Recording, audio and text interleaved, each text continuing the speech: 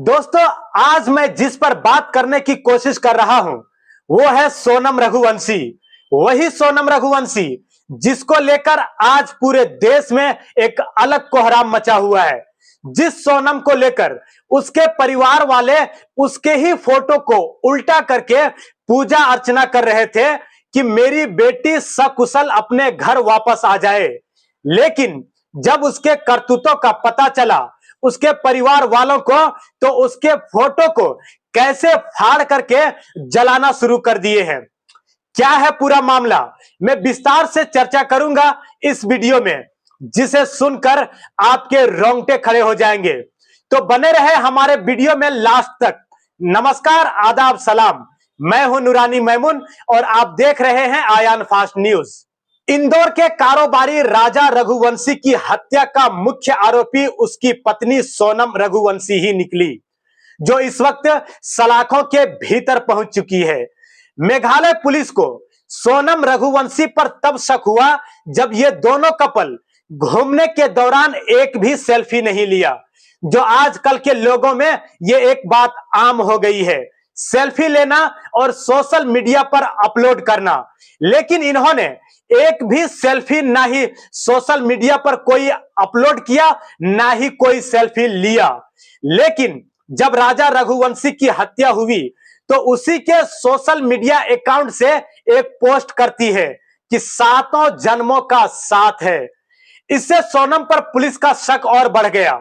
Meghalaya police इस मामले को सुलझाने के लिए 20 सदस्यों की टीम और 120 पुलिस कर्मियों को लगाया।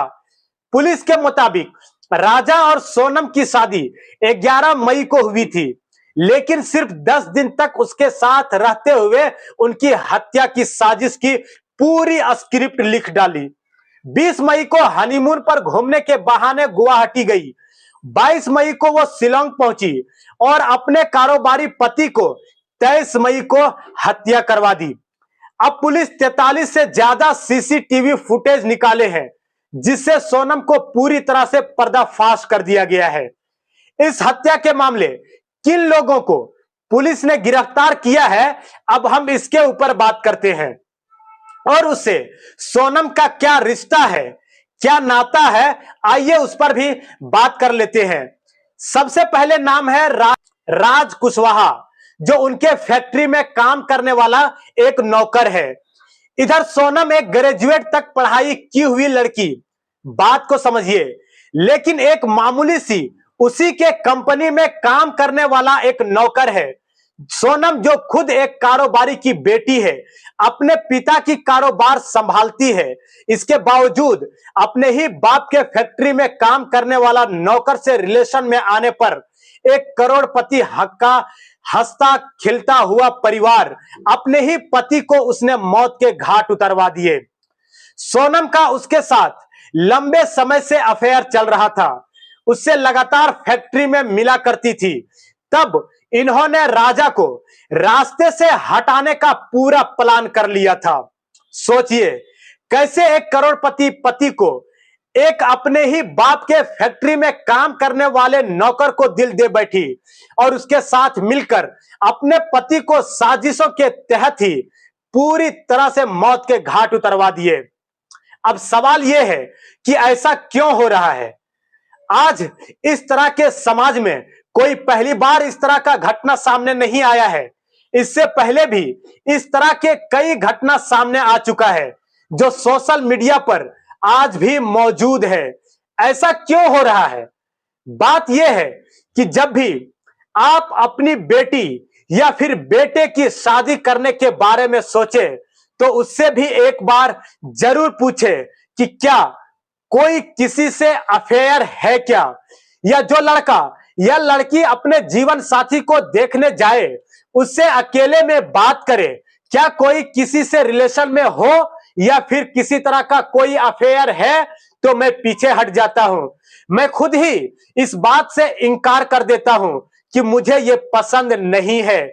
इस तरह से बात एक बार जरूर कर लें, इससे किसी का हंसता खिलता हुआ परिवार बच जाएगा और आप भी किसी मुसीबत में नहीं आएंगे।